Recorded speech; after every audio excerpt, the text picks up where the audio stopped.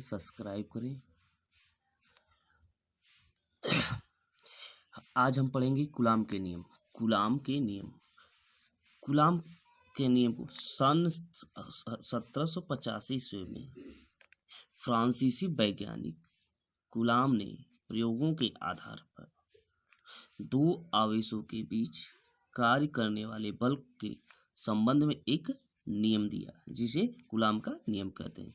सन 1785 ईस्वी में फ्रांसीसी वैज्ञानिक कूलाम ने प्रयोगों के आधार पर दो आवेश के बीच कार्य करने वाला बल के संबंध में एक नियम दिया, जिसे कूलाम का नियम कहते हैं। नियम क्या होता है? दो स्थिर बिंदु आवेशों के बीच लगने वाला बल उन आवेशों के परिणामों के गुणनफल के अनुक्रमानुपाती होता है तथा उनके बीच की दूरी के वर्ग के व्युत्क्रमानुपाती होता है। जैसे समझ लेते कि यह दो एक मिनट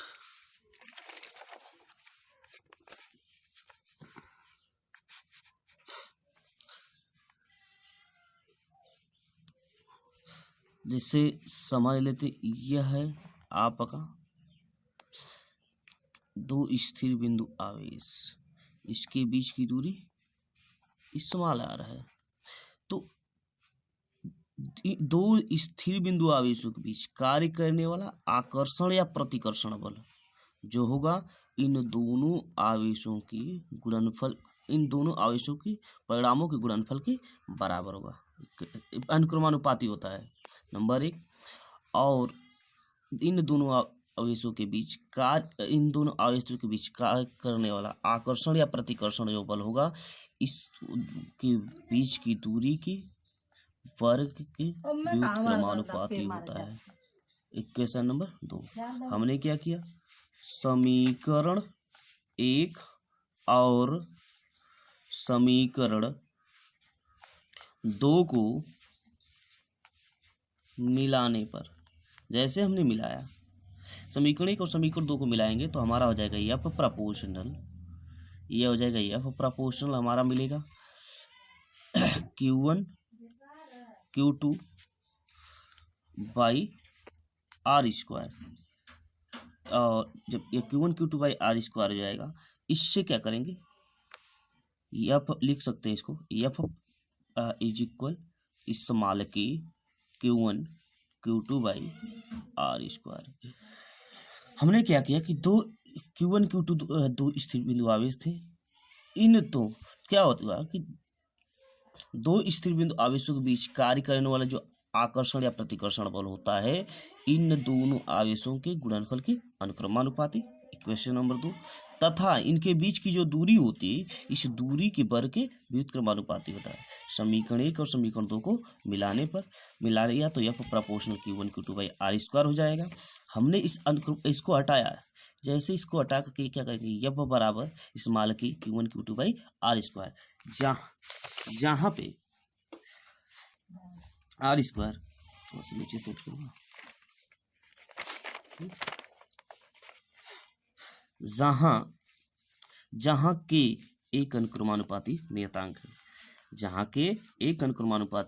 है, जिसका मान दोनों आवेशों के बीच के माध्यम की प्रकृति पर निर्भर करता है। जहाँ के एक अनुक्रमानुपाती नियतांक है जिसका मान दोनों आवेशों के बीच के माध्यम की प्रकृति पर निर्भर करता है। SI मात्रकों में यदि आवेशों के बीच का माध्यम मुक्त आकाश कोष्ठक में निर्वात या वायु हो तो इस्तेमाल के का मान हो जाएगा 1/4 पाई एप्सिलॉन नॉट। यदि आवेशों के बीच का माध्यम मुक्त आकाश या निर्वात हो तो के बराबर 1/4 पाई एप्सिलॉन नॉट होता है।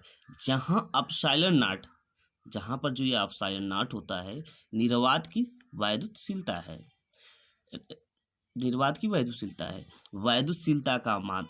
वैद्युतशीलता माध्यम में विद्युत क्षेत्र रेखाओं के चालन की माप है। जहाँ एप्सिलॉन नॉट निर्वात की विद्युतशीलता है, विद्युतशीलता माध्यम में विद्युत क्षेत्र रेखाओं के चालन की माप है। हमने क्या किया कि समीकरण 3 में के का मान रख दिया। जैसे ही समीकरण 3 में, जो समीकरण 3 था, इस समीकरण 3 में हमने क्या किया कि इस समीकरण 3 में के बराबर 1/4 पाई रखा, तो यह हो जाएगा समीकरण 3 में के का मान रखने पर, जैसे हमने समीकरण 3 में के का मान रखा तो यह जाएगा 1/4 पाई Q1 Q2 बाई R²।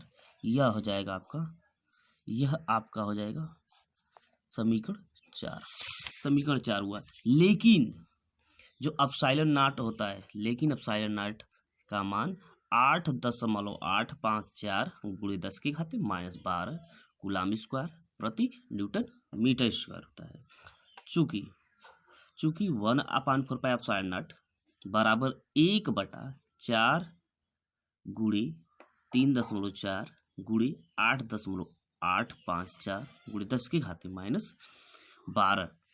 इसको हल करने के बाद आपका आ जाएगा 8.9875 गुणे 10 के घाते 9, और यह 8.9 लगभग यह 9 के करीब है, तो इसको हम लिख सकते हैं 9 गुणे 10 के घाते 9 न्यूटन मीटर स्क्वायर प्रति कूलम स्क्वायर। अब क्या किया गया कि यह जो समीकरण 4 था, इस जो समीकरण 4 आपका यह है हमारा था F बराबर 1/4 pi epsilon not Q1 Q2 by R²। जो यह समीकरण 4 था, इस 1/4 पाई एप्सिलॉन नॉट का मान कितना हो गया 9 गुणे 10 के घाते 9 न्यूटन मीटर स्क्वायर और प्रति, यह जो मान था न्यूटन मीटर स्क्वायर प्रति कूलम स्क्वायर था। इसकी जगह पे 1/4 पाई एप्सिलॉन नॉट की जगह पे क्या रखेंगे 9 गुणे 10 के घाते 9 रख दिया जाएगा, तो F बराबर हो जाएगा आपका यह हो जाएगा F बराबर आपका हो जाएगा 9 गुणे 10 के घाते 9 Q1 Q2 बाई R²। ये क्या हो जाएगा न्यूटन। ठीक, इसको हम लोग मानेंगे, जो यह मिलेगा इसको करेंगे क्वेश्चन 5। ठीक है, इसी तरह से यह हमारा मिल जाएगा कि समीकरण 4 में हम 1/4 पाई एप्सिलॉन नॉट का मान जब रखें तो F बराबर 9 गुणे 10 के घाते 9 Q1 Q2 बाई R²। एकांक आवेश SI मात्रकों में, इस पद्धति में दो आवेशों के बीच लगने वाला बल F बराबर Q1 Q2 by R² Newton होता है। इस पद्धति में दो आवेशों के बीच लगने वाला बल F बराबर Q1 Q2 by R² Newton होता है। यह न्यूटन है।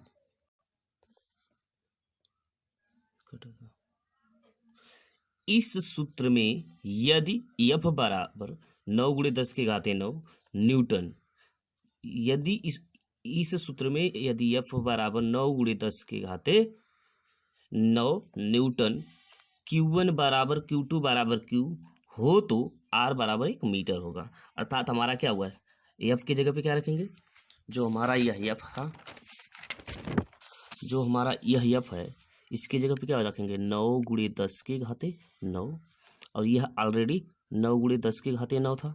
Q1 के जगह पे Q गुणे Q बटा के R के जगह पे 1 का स्क्वायर कर देंगे। इस टोटल से यह टोटल कट जाएगा, तो 1 बराबर Q² अपॉन 1, इसका गुणा कर देंगे तो Q² बराबर 1। यानी जब Q बराबर निकालेंगे, तो जब Q बराबर हम लोग निकालेंगे तो यह हो जाएगा आपका ±1 हो जाएगा। ठीक, यही हुआ है। तो यह हो जाएगा 9 गुणे 10 के घाते 9 बराबर Q1 Q2, यह हो जाएगा 9 गुणे 10 के घाते 9 बराबर 9 गुणे 10 के घाते 9 Q बटा के R²। यह हो जाएगा, इससे यह कैंसिल हुआ तो Q² की वैल्यू 1 के बराबर, अर्थात Q की वैल्यू ±1 के बराबर हो जाएगा। अतः यदि समान परिमाण के दो सजातीय आवेश निर्वात या वायु में 1 मीटर की दूरी पर स्थित होने पर 1 मीटर की दूरी पर स्थित होने पर एक दूसरे को 9 × 10⁻⁹ न्यूटन के बल से प्रतिकर्षित करे तो प्रत्येक आवेश एकांक आवेश कहलाता है।